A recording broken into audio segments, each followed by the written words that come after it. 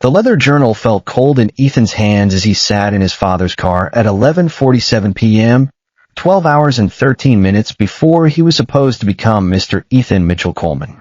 The parking lot of the Grand Regency Hotel was empty except for a few scattered vehicles, and the dim streetlight cast long shadows across the pages he wished he had never opened. March 15th. He kissed me today.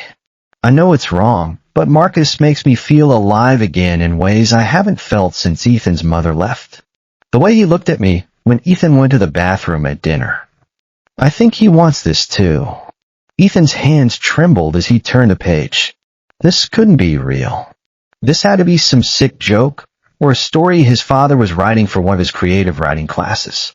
But the dates were recent. The details were too specific. Too real. March 28th. We almost got caught today. Ethan called while Marcus was at my house helping me move furniture. He wanted to discuss the flower arrangements for the ceremony. I could barely speak while Marcus kissed my neck from behind. The guilt is eating me alive, but I can't stop. He says he loves us both differently. The journal slipped from Ethan's fingers and hit the car floor with a soft thud. He stared at the ceiling of his father's Mercedes, trying to process what he had just read. Tomorrow was supposed to be the happiest day of his life. He had spent 8 months planning every detail with Charles, his father, who had insisted on being involved in everything. Every vendor meeting. Every cake tasting. Every decision about the venue, the flowers, the music. Now Ethan understood. He understood why his father had been so eager to help. Why he had suggested Marcus help with house projects. Why he had insisted on taking Marcus to pick out his tuxedo while Ethan was at work. The pieces of a horrible puzzle were clicking into place, each one a knife twisting deeper into his chest.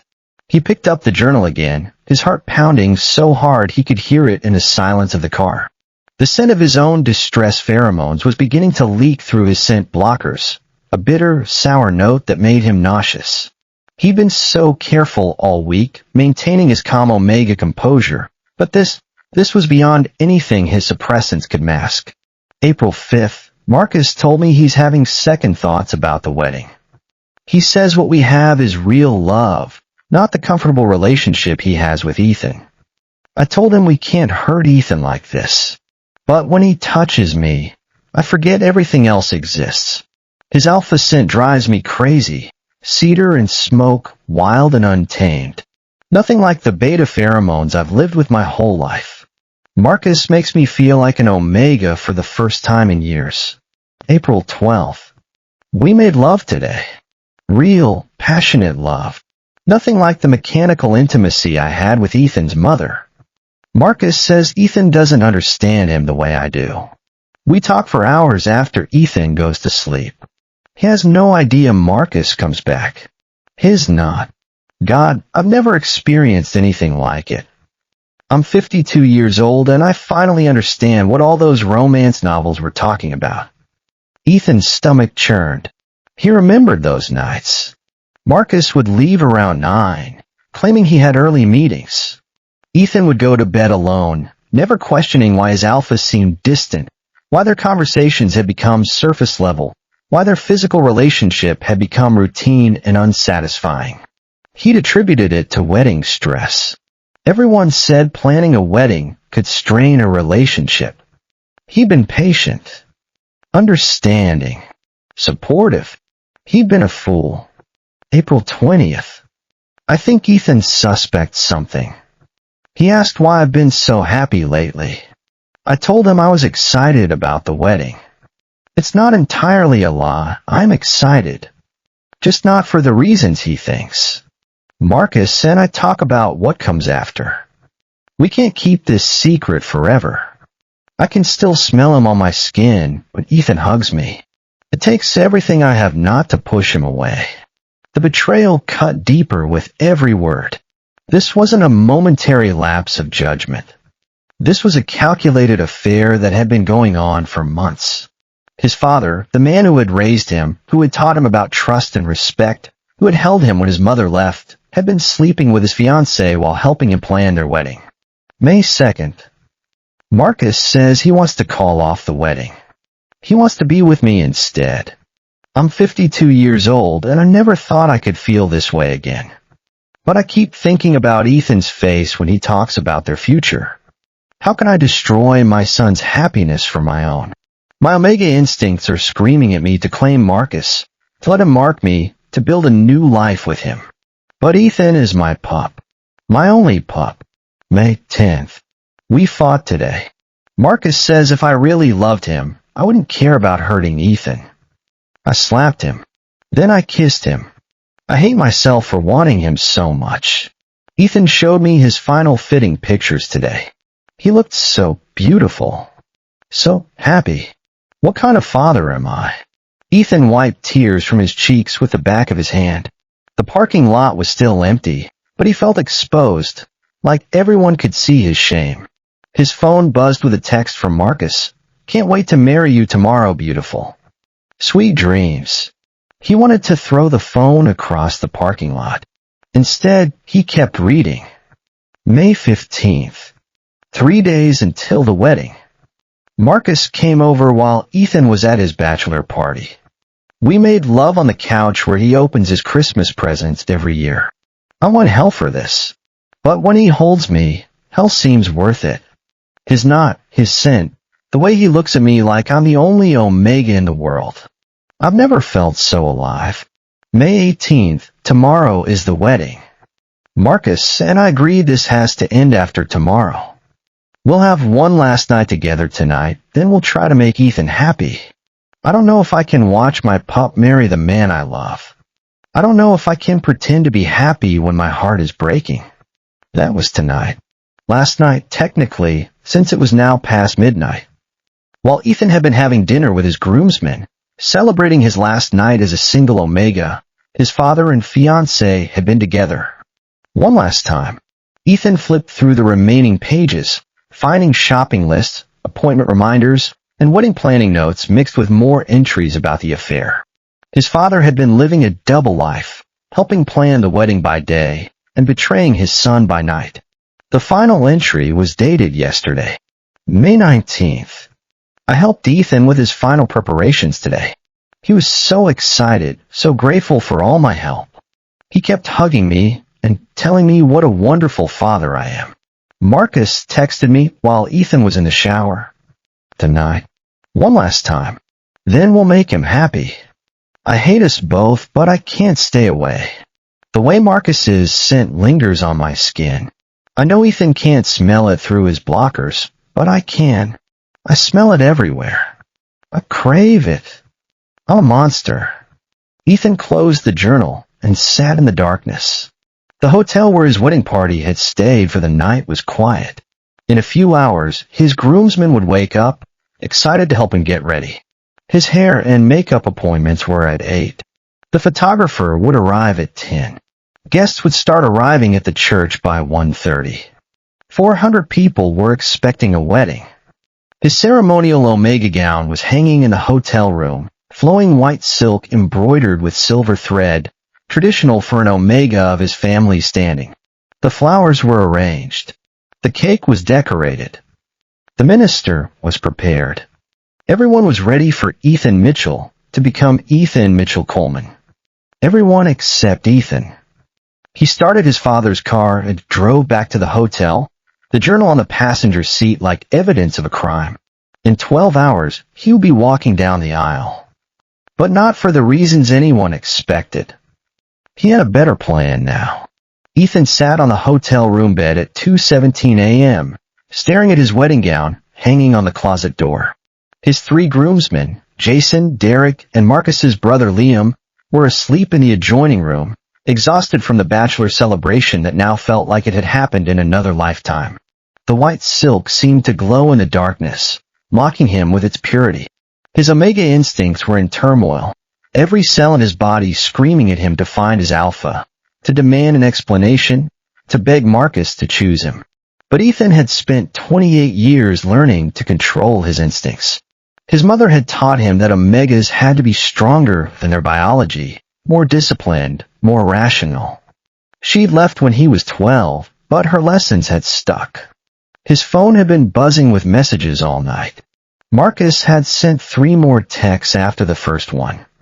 His father had called twice, probably wondering where his car was. Ethan had turned the phone to silent and let them all go unanswered. He opened his laptop and began typing, his fingers moving across the keyboard with purpose. If he was going to expose them tomorrow, he needed to do it right. He needed copies of the journal entries, printed and ready. He needed a plan that would leave no room for denials or explanations. The hotel's business center was closed, but he remembered seeing a printer in the lobby. He took the elevator down, grateful for the empty hallways. The night clerk was dozing behind the front desk as he quietly printed page after page of his father's handwritten confessions. The words looked even more devastating in black and white. Back in his room, he organized everything methodically. He made copies for himself, for the minister, and for the wedding coordinator. He wanted witnesses. He wanted proof.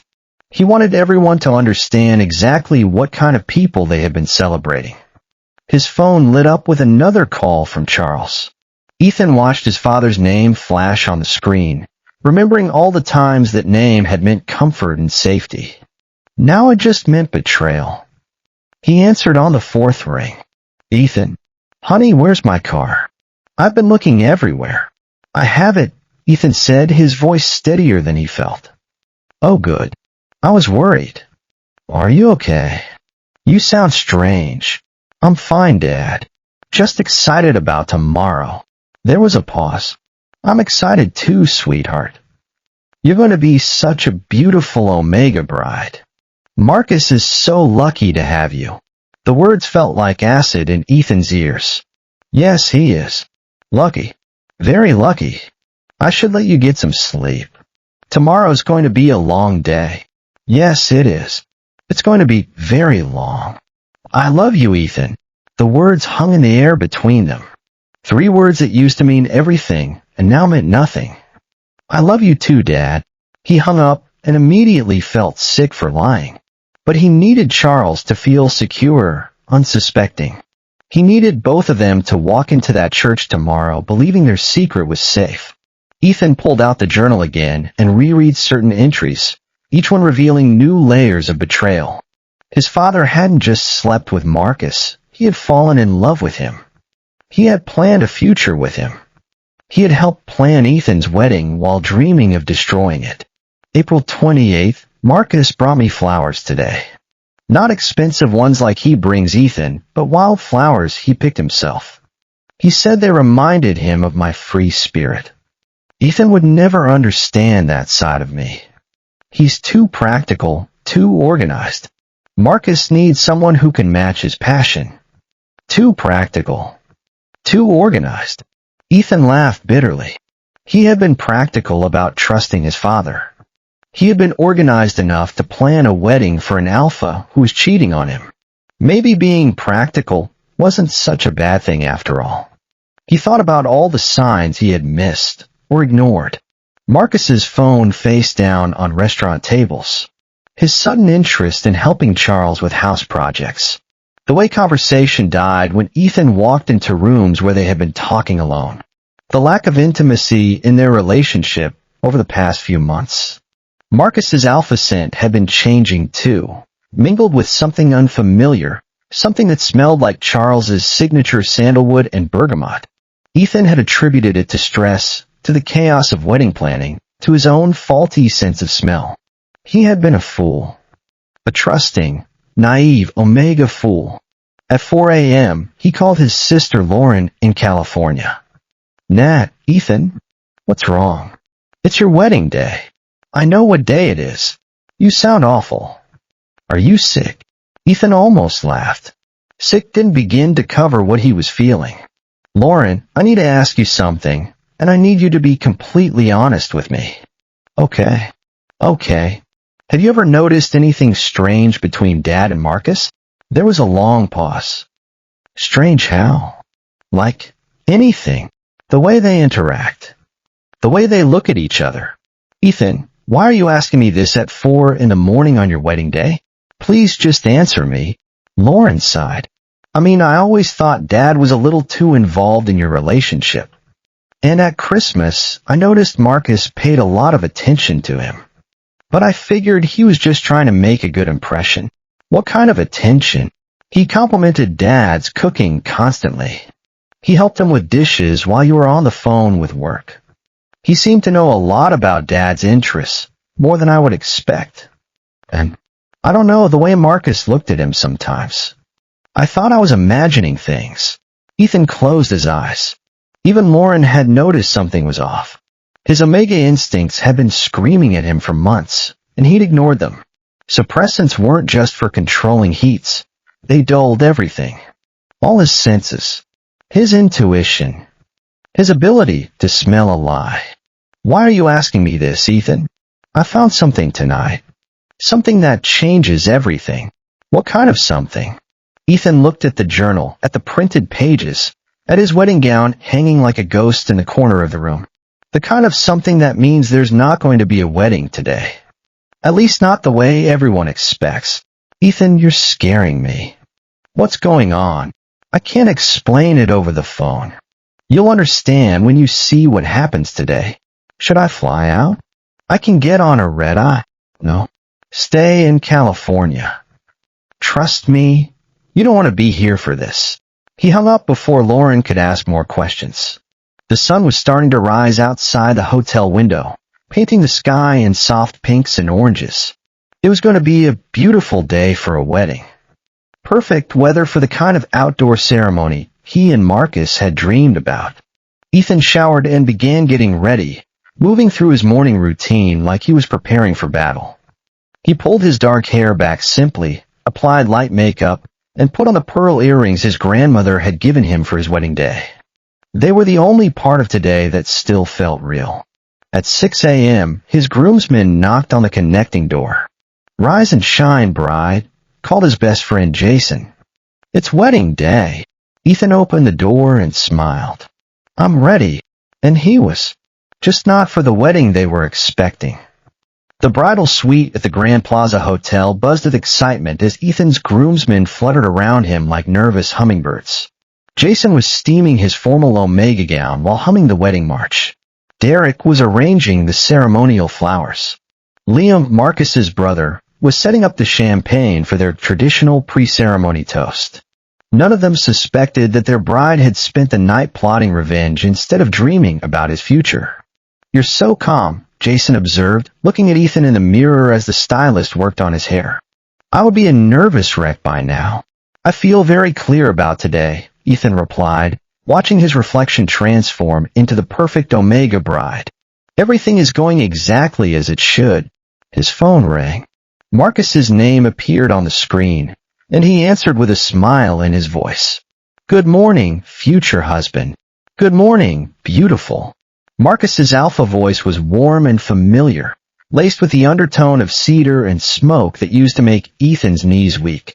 Now it just made him nauseous. "I barely slept last night. I'm so excited to marry you today." "Liar. You barely slept because you were with my father." "I can't wait either." "Are you nervous?" "A little."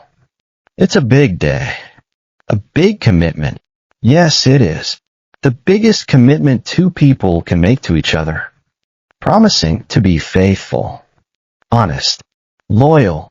There was a pause. "Exactly. Those are the most important things in a marriage." Ethan almost laughed at his audacity. "I agree completely. Trust is everything, don't you think?" "Absolutely. Without trust, you don't have anything." "I couldn't agree more." "I'll see you at the altar, Marcus." "I love you, Ethan." "I love you too."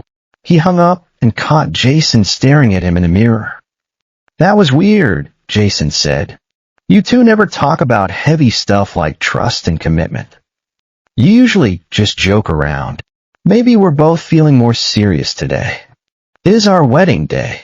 The makeup artist arrived at 8, followed by the photographer at 9. Ethan smiled and posed and played the part of the glowing Omega bride while his mind calculated timing and logistics. The ceremony was at 2. He needed to be at the church by noon for photos.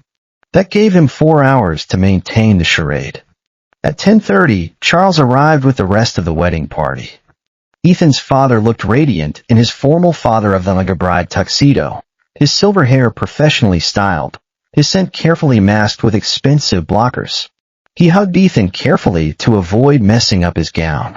"You look absolutely perfect, sweetheart. Like a prince from a fairy tale." "Thank you, Dad.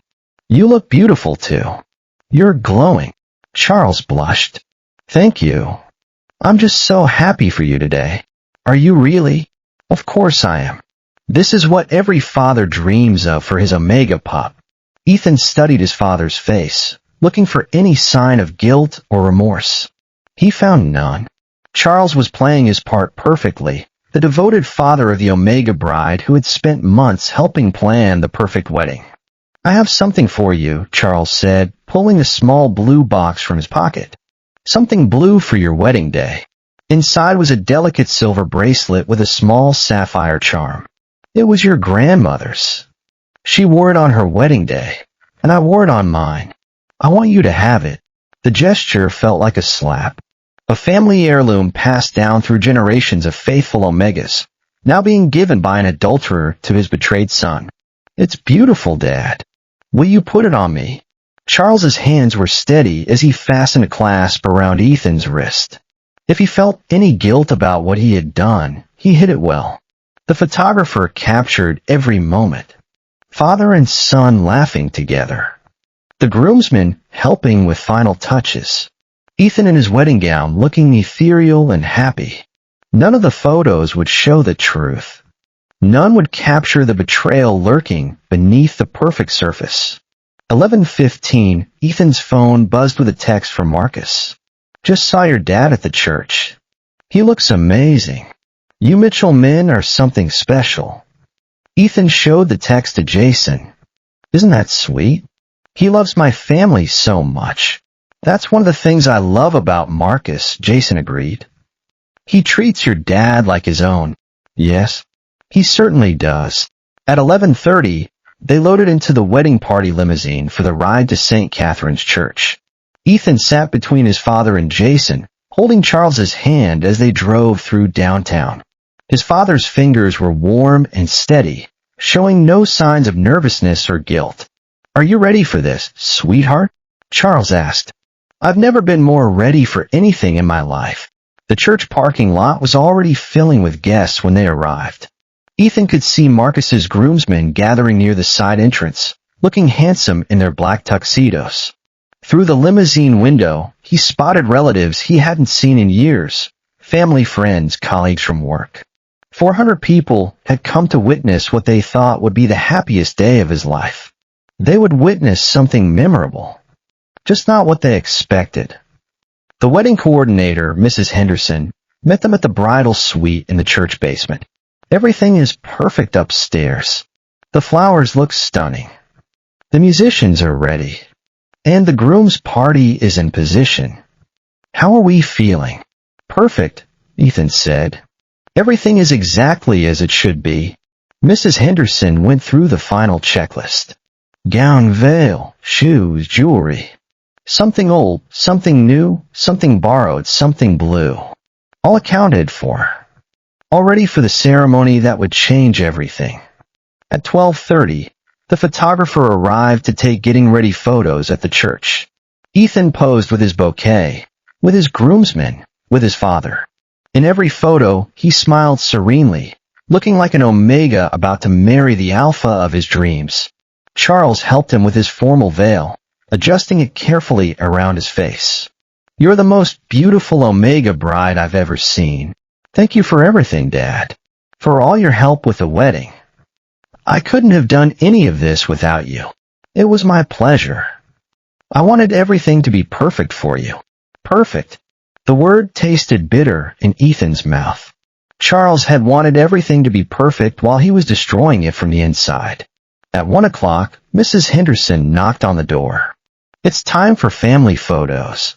They went upstairs to the sanctuary, where Marcus was waiting with his groomsmen and both sets of parents. He looked devastatingly handsome in his black tuxedo, his dark hair perfectly styled, his alpha presence radiating confidence and power. His scent, Cedar and smoke, wild and untamed, filled the air around him. When he saw Ethan, his face lit up with what looked like genuine love and joy.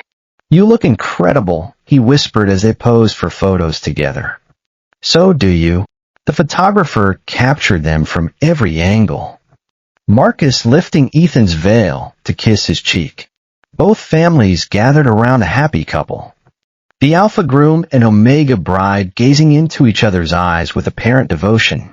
If Ethan didn't know the truth, he would believe these photos showed a couple madly in love. But he did know the truth. And in 30 minutes, everyone else would too. The bride's room fell silent at 1:45 p.m. as Mrs. Henderson made the final announcement. "Ladies, it's time." Ethan stood before the full-length mirror, taking one last look at himself as the person he had been for 28 years. His omega wedding gown fit perfectly, flowing in elegant lines from his waist to the floor. The cathedral veil cascaded behind him like a waterfall of silk. His grandmother's bracelet caught the light from the window. He looked exactly like the omega bride he had dreamed of being since he was a little boy. "You ready, sweetheart?" Charles asked, adjusting his own outfit one final time. "I've never been more ready for anything in my life."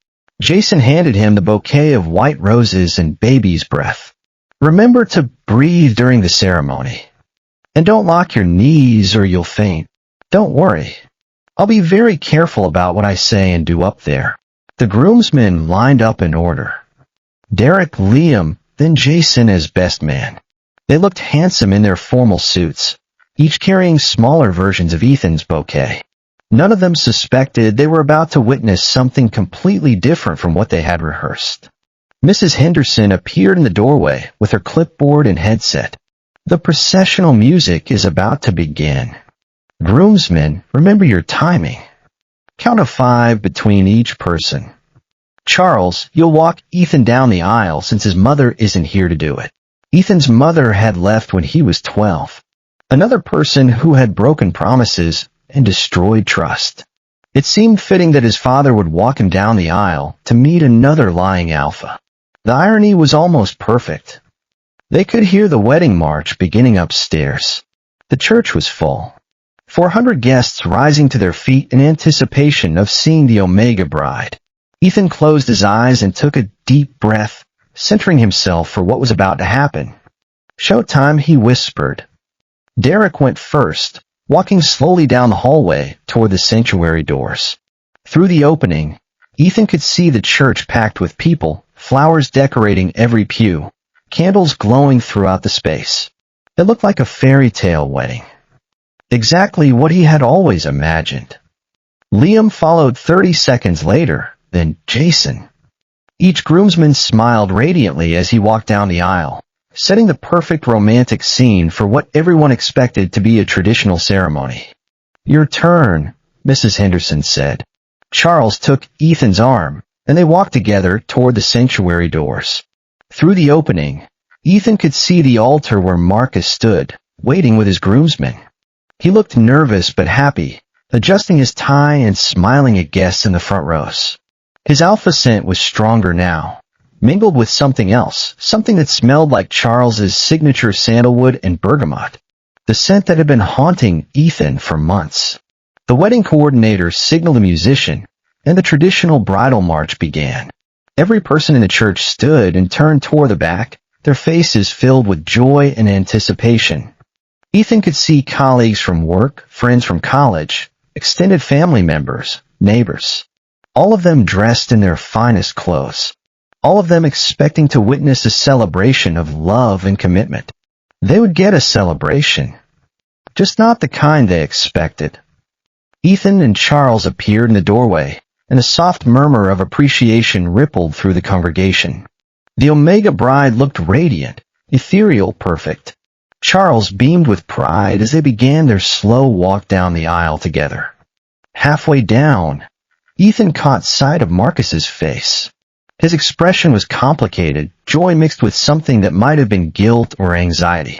He was looking at Ethan with love, but his eyes kept shifting to Charles, walking beside him. Ethan wondered if Marcus was thinking about last night, about their final secret encounter. He smiled at Marcus warmly, giving no indication that anything was wrong.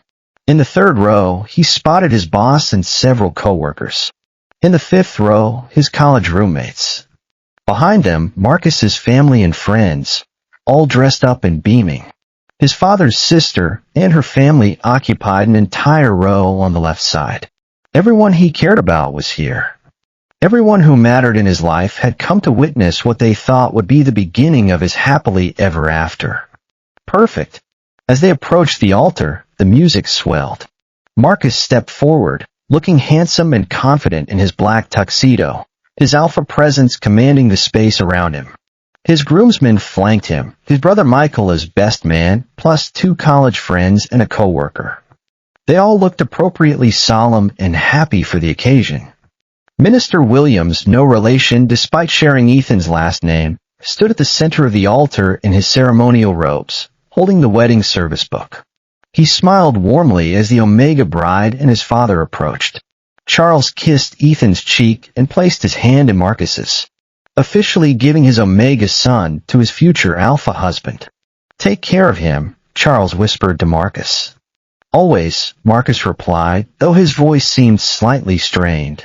Charles took his seat in the front row as the father of the Omega bride, adjusting his formal tuxedo and settling in to watch his son get married. He looked proud and happy, showing no signs of the guilt that should have been eating him alive. Ethan stood facing Marcus, his bouquet in one hand, Marcus's hands holding his other. He looked into his Alpha's eyes with what appeared to be genuine love and commitment. If he didn't know better, he would believe Marcus was an Alpha about to pledge his life to him. "You look absolutely beautiful," Marcus whispered. "Thank you." "So do you." Minister Williams raised his hands, and the congregation settled into their seats. The church fell silent except for the soft sound of someone crying happy tears in the back rows. "Dearly beloved," the minister began, "we are gathered here today in the sight of God and these witnesses to join Marcus Coleman and Ethan Mitchell in holy matrimony.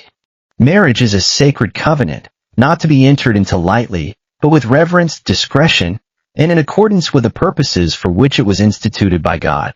Ethan listened to the traditional words that were supposed to represent the foundation of a lifetime commitment. Sacred covenant, reverence, discretion. The irony made him want to laugh. Marriage signifies the union of hearts, the commitment to face life's joys and sorrows together, and the promise to love, honor, and cherish one another until death do you part. Until death do you part. Ethan glanced at his father in the front row, then back at Marcus. Their relationship was definitely about to die, just not in the way anyone expected. If anyone knows of any reason why these two should not be joined in marriage, speak now or forever hold your peace. The traditional pause followed. Ethan could feel 400 people holding their breath, waiting for the ceremony to continue. No one ever actually spoke up during this part. It was just a formality, a relic from older times. But today would be different. Today, someone was going to speak. The silence stretched on for what felt like an eternity. Ethan could hear his own heartbeat, could feel Marcus's hands beginning to sweat in his. He glanced at Charles, who was watching with a serene smile, completely unsuspecting. Minister Williams was about to continue when Ethan cleared his throat. "Actually," he said, his voice carrying clearly through the silent church, "I have something to say." The church fell into absolute silence. 400 guests sat frozen in their seats, confusion rippling through the congregation like a wave. This wasn't part of the ceremony anyone had rehearsed. Minister Williams looked startled, his wedding service book still open in his hands. Marcus's grip on Ethan's hands tightened. "Ethan, what are you doing?" Ethan gently pulled his hands free and took a step back, creating space between them. "I'm speaking now. Since you asked if anyone had a reason these two should not be joined in marriage." "Ethan, sweetheart," Charles called softly from the front row. "What's wrong?" Ethan turned to face the congregation, his white gown rustling softly in the absolute quiet. Every face was turned toward him, expressions ranging from confusion to concern to growing alarm. He could see Jason in the front groomsman position, his mouth slightly open in shock. "I want to thank all of you for being here today," Ethan began, his voice steady and clear. 400 people took time out of their lives to witness what they thought would be a celebration of love and commitment. You came here expecting to see two people pledge their lives to each other in honesty and faithfulness. Marcus moved toward him. "Ethan, whatever this is about, we can discuss it later. Let's continue with the ceremony." Ethan held up his hand to stop him. "No, Marcus. We're going to discuss it now, in front of everyone. Because everyone here deserves to know the truth about what they're really witnessing." The congregation was completely silent now, sensing that something monumental was about to happen. Ethan could see people in the back row standing up to get a better view, phones being discreetly pulled out to record whatever was unfolding. "Last night," Ethan continued, "I discovered something that changed everything. I found a journal that contained a very detailed account of a love affair. A passionate, ongoing affair between two people who were supposed to love and protect me." Charles stood up from his seat. "Ethan, what are you talking about?" "Sit down, Father. You'll want to hear this." The word "father" was delivered with such cold precision that Charles sank back into his seat as if he'd been slapped. Ethan reached into his bouquet and pulled out several folded papers, copies of his father's journal entries that he had hidden among the flower stems. "These are excerpts from a journal I found last night, written by my father, Charles Mitchell, detailing his months-long affair with my fiancé, Marcus Coleman." Gasps echoed throughout the church. People began whispering to each other, heads turning to look at Charles, then at Marcus, then back at Ethan. "That's not true," Marcus said loudly. "Ethan, you're having some kind of breakdown. This isn't real, isn't it?" Ethan unfolded the first paper. "March 15th, written by my father. He kissed me today. I know it's wrong, but Marcus makes me feel alive again in ways I haven't felt since Ethan's mother left. The way he looked at me when Ethan went to the bathroom at dinner. I think he wants this too." The church erupted in shocked murmurs. Charles had gone pale, his hands gripping the edge of the pew. Marcus was shaking his head, but his face had lost all color. "March 28th, Ethan continued, his voice growing stronger. We almost got caught today. Ethan called while Marcus was at my house helping me move furniture. He wanted to discuss the flower arrangements. I could barely speak while Marcus kissed my neck from behind. "Stop," Charles whispered, but his voice was lost in the growing chaos of the congregation. April 5th, Marcus told me he's having second thoughts about the wedding. He says what we have is real love, not the comfortable relationship he has with Ethan. Jason had moved closer, his face a mask of horror and disbelief. The other groomsmen stood frozen, not knowing whether to comfort Ethan or flee the scene. April 12th. Ethan's voice cut through the noise like a blade. "We made love today. Real, passionate love. Nothing like the mechanical intimacy I had with Ethan's mother. Marcus says Ethan doesn't understand him the way I do." Marcus lunged forward, trying to grab the papers from Ethan's hands. "Stop this. You're destroying everything." Ethan stepped away from him, his voice rising. "I'm destroying everything. I'm not the one who spent months betraying the person I claimed to love." Minister Williams finally found his voice. "Perhaps we should take a break and discuss this privately." "No," Ethan said firmly. "Everyone here came to witness the truth about our relationship. They deserve to hear it all." He looked directly at his father, who was now crying silently in the front row. May 2nd, Marcus says he wants to call off the wedding. He wants to be with me instead. I'm 52 years old, and I never thought I could feel this way again. But I keep thinking about Ethan's face when he talks about their future. The congregation was in complete chaos now. People were standing, talking loudly to each other, some heading toward the exits, others moving closer to get a better view of the drama unfolding at the altar. May 10th, Ethan continued, his voice now carrying over the noise. "Marcus says if I really loved him, I wouldn't care about hurting Ethan. I slapped him. Then I kissed him. I hate myself for wanting him so much." He turned to face Marcus directly. May 18th, yesterday's entry. Tomorrow is the wedding. Marcus and I agree this has to end after tomorrow. We'll have one last night together tonight, then we'll try to make Ethan happy. Ethan's voice cracked, but he forced himself to continue. Last night, while I was having dinner with my groomsmen, celebrating what I thought was my last night as a single Omega, you were with my father. Having one last night together. Marcus's facade finally cracked completely. Ethan, please. I love you. What Charles and I had, it was a mistake. It meant nothing. It meant nothing. Charles stood up, his face streaked with tears. You told me you loved me. You said what we had was real. Charles, don't what? Don't tell the truth. You're the one who said Ethan was too practical, too boring. You said I understood your passion. You said, stop it, Marcus shouted. Stop making this about me. You pursued me. Because you made me feel wanted. Because you told me I was more Omega than my son ever could be. Now the betrayers were turning on each other, exactly as Ethan had hoped. He watched as months of secrets and lies came spilling out in front of 400 witnesses. You used me, Charles continued, his voice breaking. You made me believe you loved me, and now you're calling it nothing. I never said I would leave Ethan for you. Yes, you did. On May 2nd, you said you wanted to call off the wedding. The congregation watched in stunned silence as father and son's fiancé destroyed each other with their own words. Some people were recording everything on their phones. Others were gathering their belongings and leaving, unable to watch the carnage. Ethan stood in the center of it all, still holding his bouquet, still wearing his perfect white gown. He felt strangely calm, watching the two people he had trusted most reveal their true characters to everyone who mattered. Ethan, Jason approached carefully, as if approaching a wild animal. Let's go. Let's get you out of here. Not yet, Ethan said quietly. I'm not finished.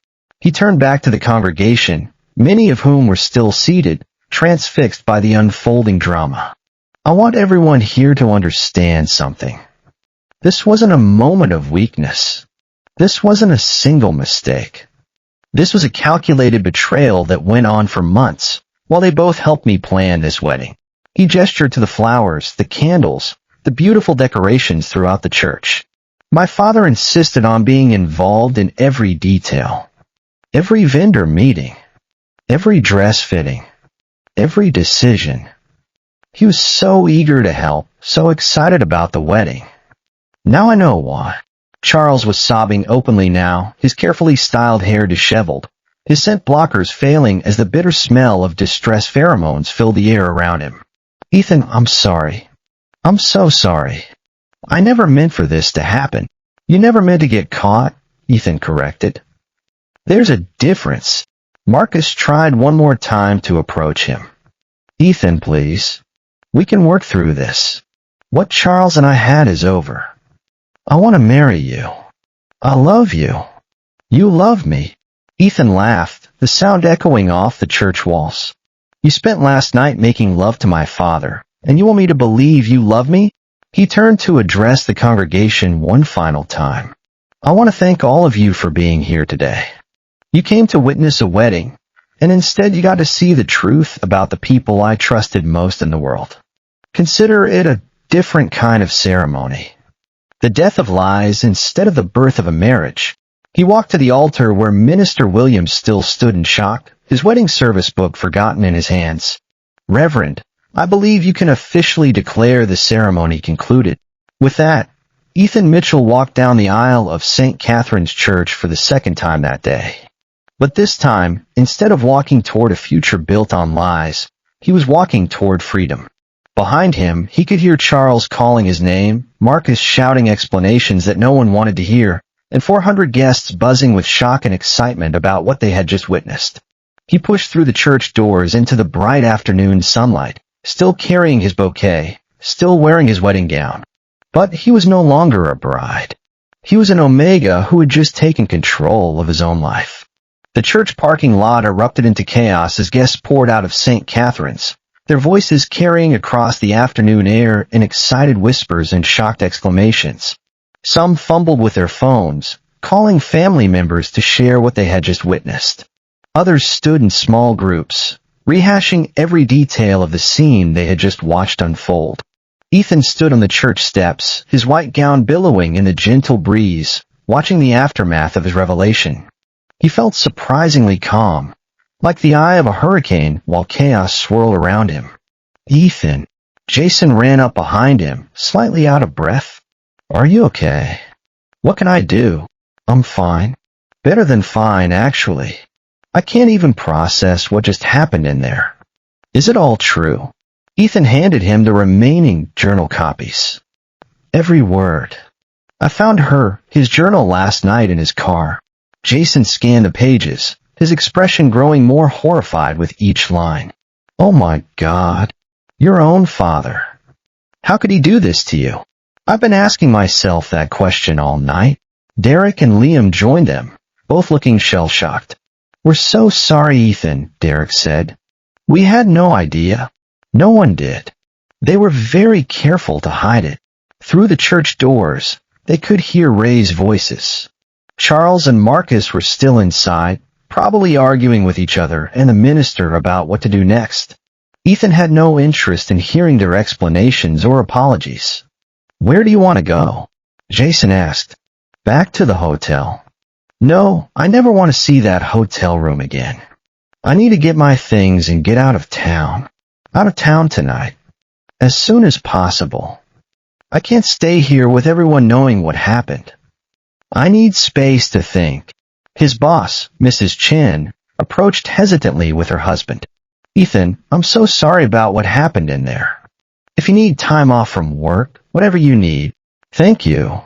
I'll probably need to relocate. Transfer to another office." "Of course. Whatever you need. You're one of our best employees. We'll make it work." More people approached. Colleagues, friends, distant relatives, all offering support and expressing their shock. Everyone wanted to help, to comfort him, to understand what had just happened. But Ethan felt detached from it all, like he was watching someone else's life implode. A black sedan pulled up to the curb. Marcus's brother Michael got out, looking grim. He had been the best man, dressed in his tuxedo, but now his tie was loosened and his hair was disheveled. "Ethan, I need to talk to you. I don't think we have anything to discuss. Please, just for a minute." Jason stepped protectively closer. "He doesn't owe you or your family anything." "I know. I need you to know that I had no idea. None of us knew what Marcus was doing. If we had known..." "You would have what?" "Stopped him. Told me." Michael ran his hands through his hair. "I don't know. I want to say yes, but I honestly don't know. He's my brother. But what he did to you, it's unforgivable." "Yes, it is. The family is mortified. My parents are inside crying. They love you like a son. I love them too. But that doesn't change what happened." Marcus emerged from the church, his tuxedo jacket wrinkled, his face red from crying or arguing or both. When he saw Ethan, he started walking quickly toward him. "Ethan, wait. Please. Let me explain." "There's nothing to explain. I heard everything I needed to hear. What Charles and I had, it wasn't real. It was just, I don't know what it was. A midlife crisis or something. Cold feet about the wedding. It didn't mean anything. It meant something to him. And it should have meant something to you. You threw away 4 years together for what? Sex with my father." The guests still in the parking lot had gone quiet, watching the confrontation with fascination. Marcus seemed to realize they had an audience and lowered his voice. "I made a mistake. A huge mistake. But I love you. I want to marry you. We can work through this. Work through this." Ethan stared at him in disbelief. "You had an affair with my father, Marcus. 4 months while we were planning our wedding. There is no working through that. People get past affairs. Couples do it all the time. This wasn't just an affair. This was a betrayal so deep, so personal, that it changed everything I thought I knew about both of you. You didn't just break my trust, you destroyed my family. Charles appeared in the church doorway, his formal tuxedo wrinkled, his makeup completely gone. He looked older, smaller, diminished by what had happened. Ethan, please. Don't leave like this. Let's talk. Talk about what, Dad? About how you fell in love with my fiancé. About how you helped me plan my wedding while fantasizing about stealing my alpha. What exactly did you want to talk about? I want to apologize. I want to try to make this right. There is no making this right. You destroyed us. Both of you. Charles started crying again. You're my son. I love you more than anything. If you loved me, you wouldn't have slept with Marcus. If you loved me, you would have told me the truth instead of letting me walk down that aisle. I was going to tell you after the honeymoon. I was going to confess everything and beg for your forgiveness. After the honeymoon, you were going to let me marry him, go on a honeymoon with him, start a life with him, and then tell me you've been having an affair with him? How is that love? Charles had no answer. He stood in the church doorway, a broken Omega who had lost his son's trust and love in the span of 30 minutes. Mrs. Henderson, the wedding coordinator, appeared with a clipboard and a stressed expression. What should we do about the reception? The hotel is expecting 400 guests in 2 hours. Ethan had forgotten about the reception. The grand ballroom at the Plaza Hotel, decorated with white roses and fairy lights. The dinner they had spent months planning. The cake, the band, the photographer who was probably still taking pictures inside the church. Cancel it, he said simply. Cancel it. The deposits, I don't care about the deposits. Tell the hotel to donate the food to a homeless shelter or something. Make something good come out of this disaster. Jason took his arm. Come on, let's get you out of here and get your things. They walked toward Jason's car, leaving the chaos behind them.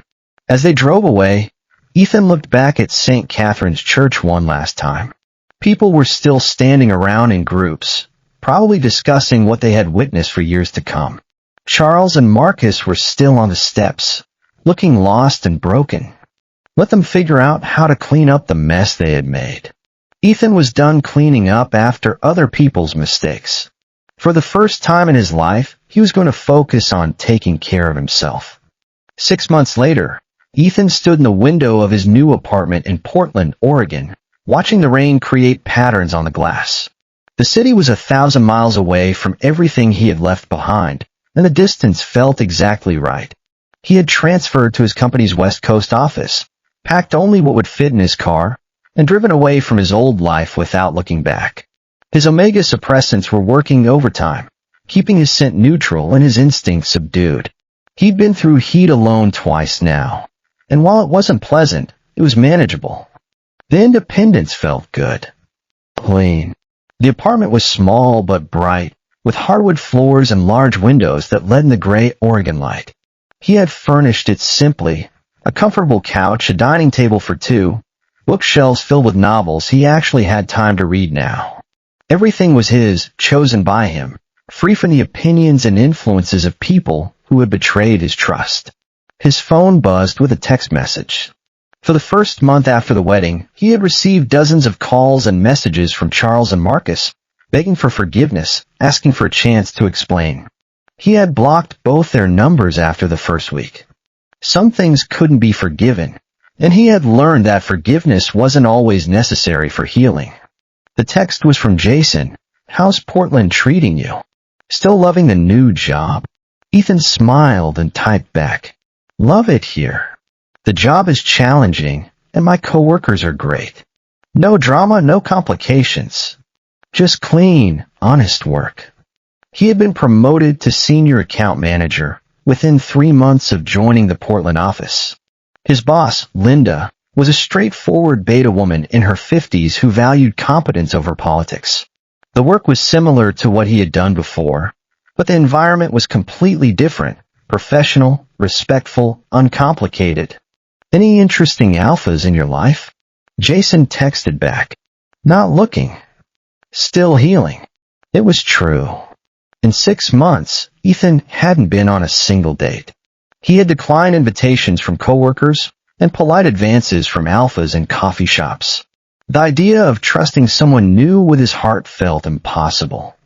His omega instincts were too damaged, too wary.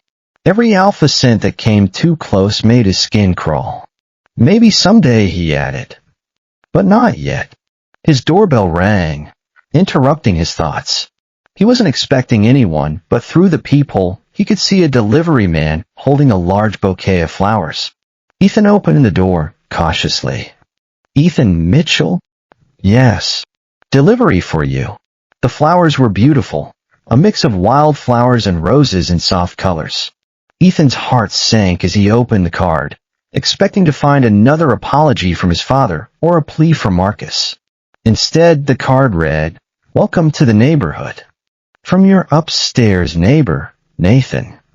Ethan looked up at the ceiling of his apartment, realizing he had never met the person who lived above him. He had heard footsteps occasionally, the sound of someone moving around, but they had never crossed paths in the hallway or lobby. An hour later, he climbed the stairs to the 3rd floor and knocked on apartment 3B. The door opened to reveal a man about his age, with kind brown eyes and an easy smile.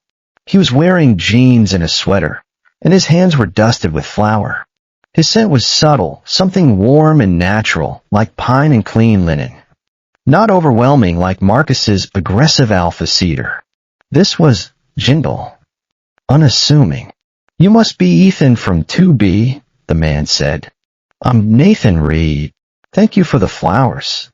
They're beautiful. You didn't have to do that. I wanted to welcome you to the building. I know moving to a new city can be lonely." Ethan studied his face, looking for hidden motives or ulterior meaning. But his expression was simply friendly, open, uncomplicated. His beta scent was steady and calm, not the roiling storm of alpha pheromones that Ethan had learned to fear. "That's very thoughtful. I'm still getting settled in. If you ever need anything, recommendations for restaurants, directions around the city, whatever, just knock. I work from home most days." "What do you do?" "I'm a freelance graphic designer. And apparently a part-time baker." He held up his flour-covered hands. "I was making bread when you knocked. I can smell it. It smells amazing. Would you like some?" "It just came out of the oven." Ethan hesitated. This was exactly the kind of thing he would have done without question 6 months ago. Accept a neighbor's kindness, make a new friend, be open to connection. But 6 months ago, he had also trusted his father and his fiancé completely. "I don't want to impose." "You're not imposing. I made 2 loaves and I can't eat all of it myself." Something in Nathan's tone, the complete lack of expectation or agenda, made his decision. "Okay, that would be nice." Nathan's apartment was similar to his, but decorated with more personality. His walls were covered with his graphic design work, posters for local bands, logos for small businesses, artwork that was creative and vibrant. The kitchen smelled like fresh bread and coffee. "How long have you lived here?" Ethan asked, as Nathan wrapped a warm loaf in a dish towel for him. 3 years. It's a good building. Quiet neighbors. Close to downtown. What brought you to Portland? Work transfer. I needed a change of scenery. Nathan didn't push for details, which Ethan appreciated. They talked easily about the city, about work, about the rainy weather. Nathan was funny without trying too hard, interested without being intrusive. His beta scent remained steady and pleasant throughout their conversation. No spikes of aggression or possessiveness, no attempts to dominate the interaction. When Ethan left an hour later with his loaf of bread, he felt lighter than he had in months. Over the next few weeks, they developed an easy friendship. Nathan would bring him coffee when he went to the shop downstairs. Ethan would accept packages for him when he wasn't home. They would run into each other in a hallway and chat about their days. Nathan never asked about his past, never pushed for personal information Ethan wasn't ready to share. But gradually, naturally, Ethan found himself telling him pieces of his story. Not the whole truth, he wasn't ready for that, but enough to explain why he had moved to Portland alone, why he seemed cautious about trusting people. "Someone hurt you," Nathan said one evening as they sat on the building's rooftop deck, sharing takeout Chinese food and watching the sunset over the city. "Yes. More than one someone. I'm guessing the two people you trusted most in the world?" Ethan looked at him, surprised. "How did you know?" "Because that's the kind of hurt that leaves a mark. The kind that makes you question everything you thought you knew. They both betrayed me in the worst possible way." Ethan's voice was steady, but his omega instincts were stirring, threatening to release distress pheromones. He forced himself to breathe evenly to stay calm. "My father and my fiancé. They had an affair. 4 months. Behind my back." Nathan was quiet for a long moment. His beta scent remained steady, but there was something in his eyes, compassion, not pity. Understanding, not judgment. "I'm sorry that happened to you. It's in the past now." "Is it? Because you seem like someone who's still carrying a lot of pain." Ethan looked at him, surprised by his directness. Most people avoided talking about difficult things, preferring to keep conversations light and comfortable. "I'm working on letting it go. You deserve better than carrying other people's mistakes around with you." It was such a simple statement, but it hit him with unexpected force. He had been carrying their mistakes, their choices, their betrayal like a weight on his shoulders. But Nathan was right. He deserved better than that. As autumn turned to winter in Portland, Ethan began to feel like himself again. Not the person he had been before the betrayal, but a new version of himself, stronger, more independent, more careful with his trust, but not closed off to new possibilities. He was healing, slowly but surely. His friendship with Nathan deepened naturally over the months. They had fallen into comfortable routines, coffee together on Sunday mornings, occasional dinners when neither felt like cooking alone, long conversations on the rooftop deck when the weather was clear enough to see the mountains in the distance. Nathan was unlike anyone Ethan had ever been close to.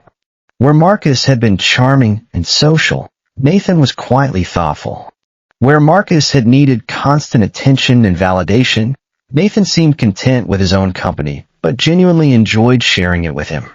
Most importantly, where Marcus had been capable of elaborate deception, Nathan was transparently honest about everything, from his work struggles to his fear of commitment after his own difficult breakup 2 years earlier. "I dated someone for 3 years who turned out to be completely different from who I thought she was," Nathan told him one evening as they walked through the neighborhood. "She wanted me to be someone I wasn't, and I spent so much energy trying to be that person that I lost track of who I actually was. What happened? I realized I was miserable trying to live up to her expectations. We broke up, and I spent a year figuring out how to be comfortable with myself again." It was the kind of honest self-reflection that Ethan had never heard from Marcus in 4 years together. Nathan talked about his feelings and experiences without drama or self-pity, just as facts that had shaped who he had become. One evening in February, as they sat in Ethan's apartment sharing pizza and watching a movie, his phone rang. The number was blocked, but something made him answer it. "Hello, Ethan. It's your father." Ethan's entire body tensed. He hadn't spoken to Charles since the day of the wedding 8 months ago. Nathan looked up from the movie, sensing the change in his energy. "How did you get this number?" "Jason gave it to me." "Please don't hang up. I just need 5 minutes. I don't have anything to say to you."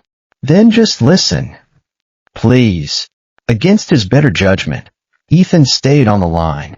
Nathan paused the movie and moved to the kitchen, giving him privacy while staying close enough to offer support if he needed it. "I know you hate me," Charles said. His voice was different, smaller, older, defeated. "I know what I did was unforgivable. I'm not calling to ask for forgiveness, because I don't deserve it." "Then why are you calling?" "Because I need you to know that it's over. Marcus and we tried to make it work after the wedding. We thought maybe if we were together, it would justify what we had done to you." Ethan felt sick. "You got together after you destroyed my wedding?" "For about 3 months. But it was awful. We couldn't look at each other without remembering what we had done. Every conversation turned into an argument about whose fault it was. We brought out the worst in each other. Good. He moved to another state last month. I don't know where. We haven't spoken in weeks, and we never will again. Ethan found that he felt nothing hearing this news. No satisfaction, no vindication, no sadness. Just emptiness where his feelings for both of them used to be. I also need you to know that I'm getting help. I've been seeing a therapist in September, trying to understand how I could have done something so horrible to my own son. And what has your therapist told you? That I was selfish and scared. Scared of getting older. Scared of being alone after your mother left. Scared that I would never feel desired again. When Marcus paid attention to me, it felt like proof that I was still attractive, still worth wanting. So you sacrificed a relationship with me for validation from an alpha who was cheating on his fiancé. Yes, that's exactly what I did. And it was the worst mistake of my life. They were both quiet for a long moment. Nathan had returned to the living room and was sitting on the other end of the couch, not watching the movie, but available if Ethan needed him. I don't expect you to forgive me, Charles continued. I just needed you to know that I understand what I did, and I'm trying to become a better person. Not for you, because I know it's too late for us, but because I can't live with who I was that day. I'm glad you're getting help. But you're right. It is too late for us. I know. I love you, Ethan. I will always love you, even if you can never love me back. The line went quiet. Charles had hung up. Ethan sat staring at his phone, processing the conversation. He felt Nathan's presence beside him, patient and steady. How do you feel? Nathan asked softly. I don't know. Empty, I think. Like I should feel something, but I don't. That might be healthy. You've moved on from needing anything from them, including revenge or closure. Is this what closure was? Or was it just my father trying to make himself feel better by apologizing? Nathan considered this. I think people who do terrible things often want to be forgiven more than they want to make amends. But only you can decide what that phone call meant. Ethan curled up against his side, grateful for his warmth and steadiness. Nathan's beta scent was calming, reassuring, nothing like the aggressive alpha pheromones that still haunted his nightmares. I'm glad you were here for that. I'm glad I could be here. It was the first time they had been physically close like this, and it felt natural rather than complicated. Nathan didn't try to turn it into something more. He just held him while he processed the unexpected contact with his past. Ethan, yeah, I know you're still healing from what they did to you. But when you're ready, if you're ever ready, I want you to know that I'm interested in more than friendship. Ethan looked up at him. I'm not asking for anything now. I just want you to know that I care about you as more than a friend. And whenever you're ready to think about that possibility, I'll still be here. It was the most honest, pressure-free declaration of interest Ethan had ever received. No grand gestures, no manipulation, no timeline or expectations. Just a simple statement of his feelings, and an offer to wait until he was ready. Thank you for telling me that. Thank you for listening. They went back to watching the movie, but something had shifted between them, not into romance yet, but into the possibility of it. For the first time since his wedding day, Ethan could imagine trusting someone with his heart again. It would take time. He knew that. And apparently Nathan understood it too. But time was something they both seemed willing to give. 1 year after the wedding that never was, Ethan was working in his home office when the doorbell rang. He had been promoted again and was now managing a team of 5 people remotely, a job that challenged him professionally while allowing him the flexibility to work from his bright Portland apartment. Through the peephole, he could see a woman in her 50s holding a large envelope. He didn't recognize her, but something about her nervous posture made him open the door with the chain still attached. Are you Ethan Mitchell? Yes. I'm Sarah Mitchell. I was Marcus Coleman's sister-in-law. His brother Michael's wife. Ethan's heart rate increased slightly, but he felt curious rather than upset. He had wondered occasionally what had happened to Marcus's family after everything fell apart. What can I do for you? Can I talk to you for a few minutes? I drove up from California. I have something I think you should see." After a moment's hesitation, Ethan unchained the door and let her in. Sarah looked around the apartment appreciatively. "This is lovely. You've built a nice life here." "Thank you. What brings you to Portland?" Sarah sat on the edge of the couch and opened the envelope. "Marcus died 3 weeks ago." The words hit Ethan like a physical blow, though he wasn't sure why. He hadn't loved Marcus for over a year. He had barely thought about him in months. But hearing that he was dead felt surreal. What happened? Car accident. He was living in Phoenix, working construction. He'd been drinking. Sarah's voice was matter-of-fact but kind. "I'm not here to make you feel guilty or sad about it. I know what he did to you was unforgivable. Then why are you here?" Sarah pulled a letter from the envelope. "He asked you to give this to you if anything ever happened to him. I didn't want to mail it. I felt like it was something that needed to be delivered in person." Ethan stared at the letter, his name written in Marcus's familiar handwriting across the front. "I don't know if I want to read it." "You don't have to. But I think you should know that he was genuinely sorry for what he did. He talked about you often. About how much he regretted hurting you. He had a funny way of showing regret. He got together with my father after the wedding. That lasted about 3 months. Then they had a huge fight and never spoke again. Marcus told Michael it was the worst time of his life. He said being with your father made him realize what he had lost with you." Ethan took the letter, but didn't open it. "How is Michael? And your family?" "We're okay. Sad about Marcus, but not surprised. He'd been spiraling since Phoenix. Drinking too much. Working dangerous jobs. Taking risks. Michael thinks he was punishing himself. I'm sorry for your loss. I know you loved him despite what he did. We did.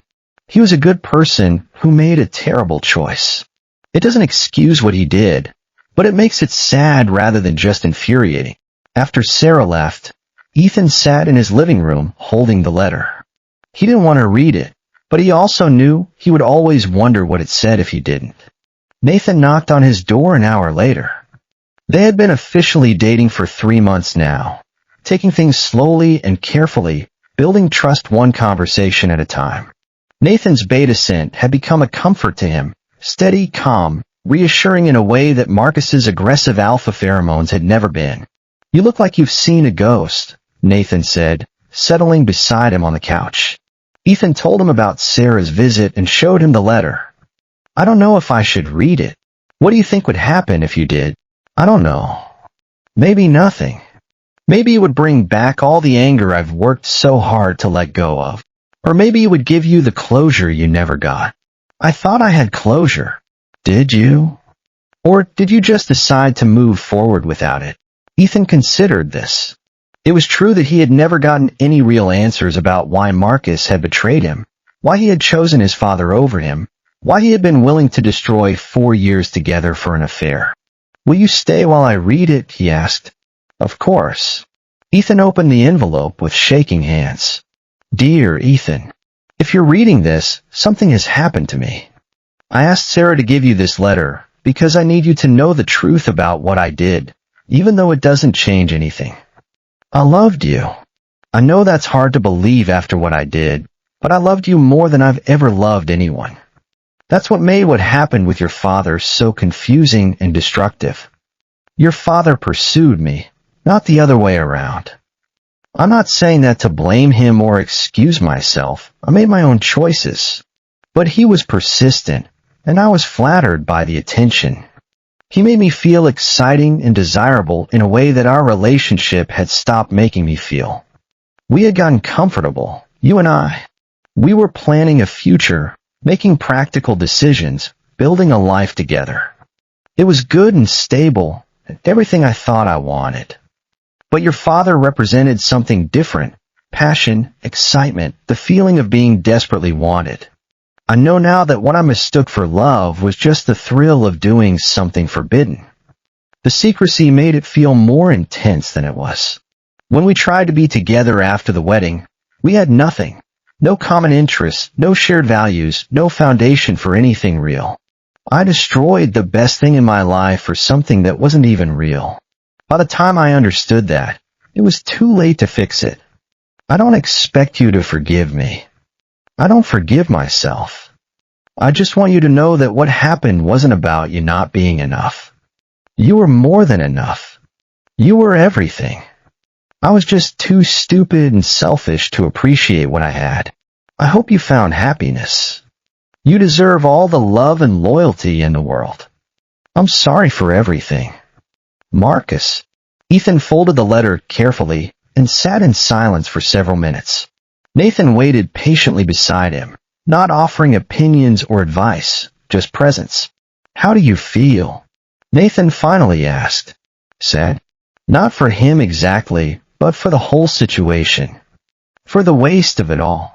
Do you think he was telling the truth? About your father pursuing him? Probably. That sounds like something my father would do. About loving you? I don't know. Maybe he thought he did. Does it matter now? Ethan considered the question seriously.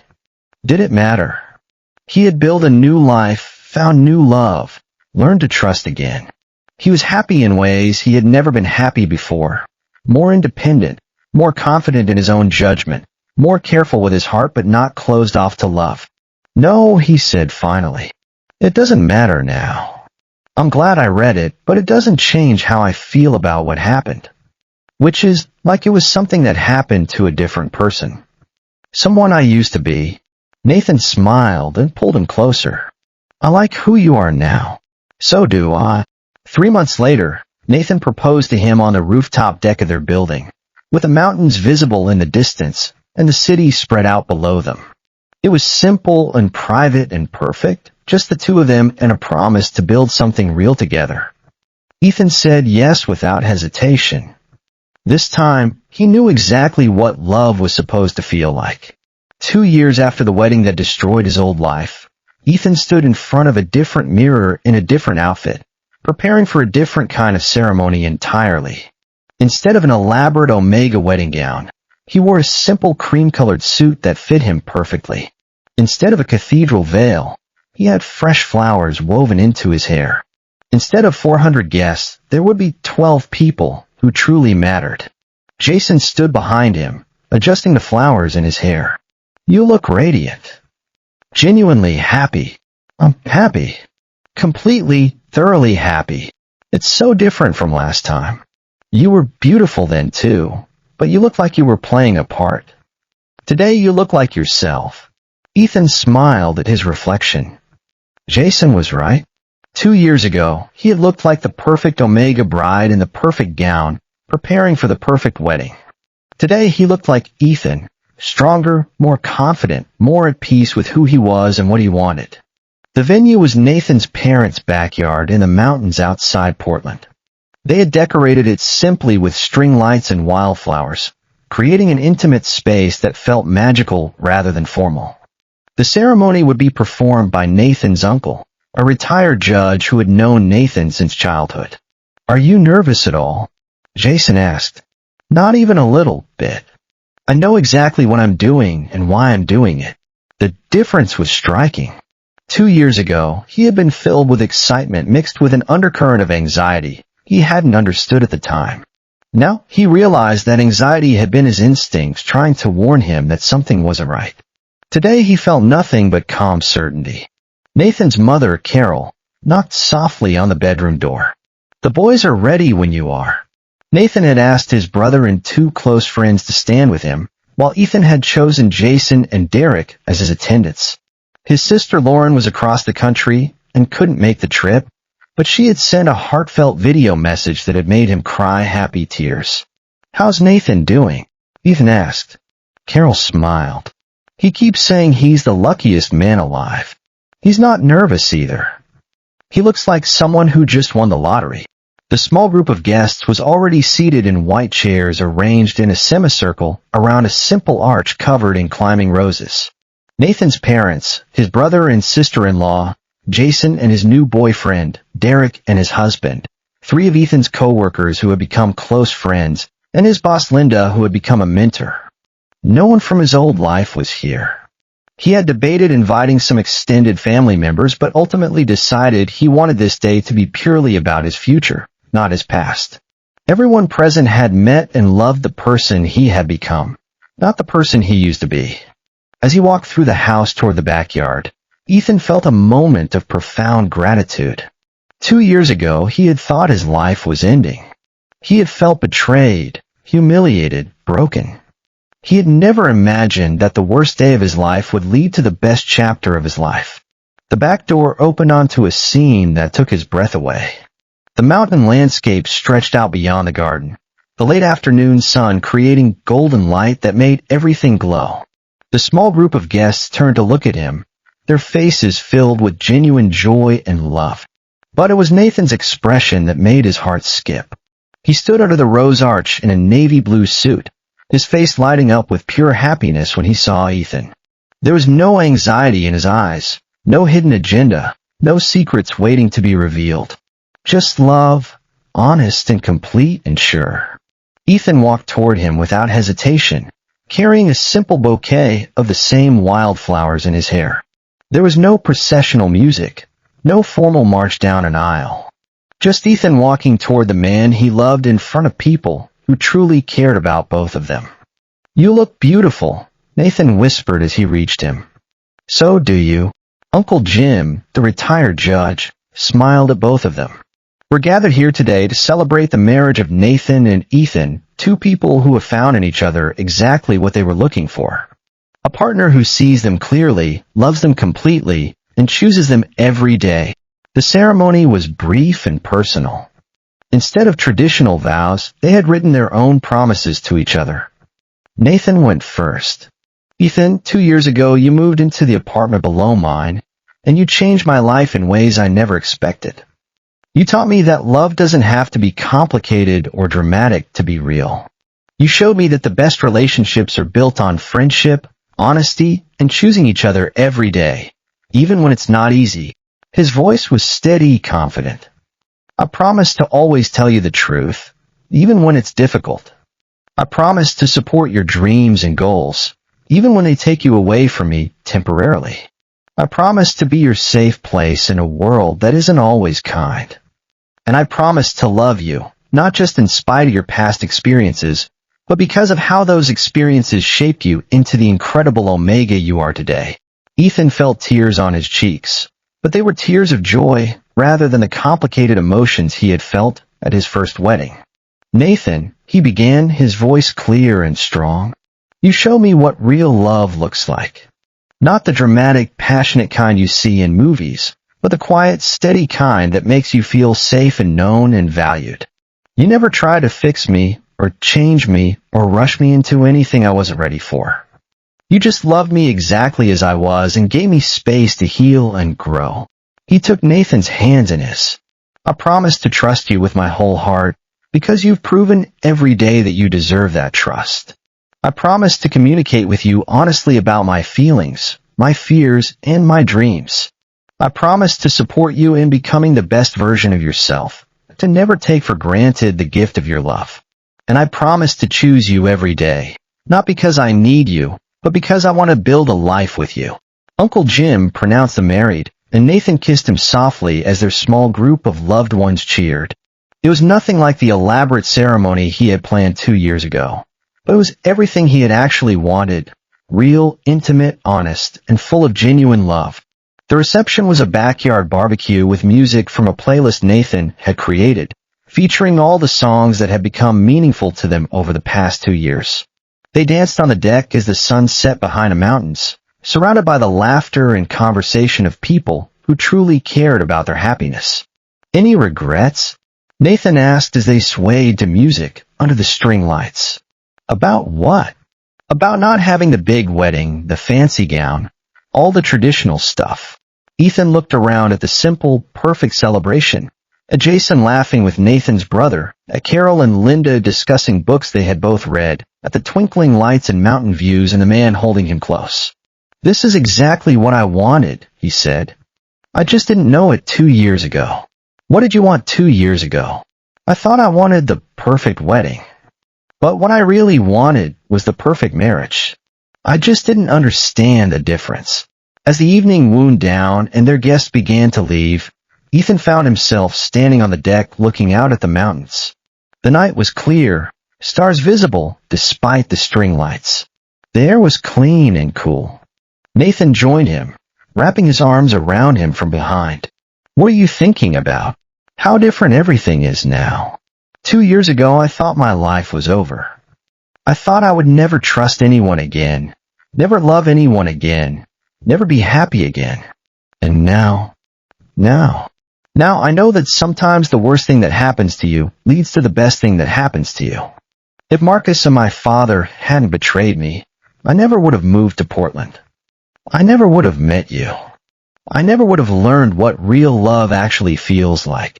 Do you ever wonder what would have happened if you had married him?" Ethan considered the question seriously. "I would have been miserable. Maybe not immediately, but eventually. We weren't right for each other. I was trying to make him into someone he wasn't, and I was trying to be someone I wasn't for him. It never would have worked. I'm glad it didn't work. So am I." They stood in comfortable silence, watching the stars and listening to the sound of their families cleaning up inside the house.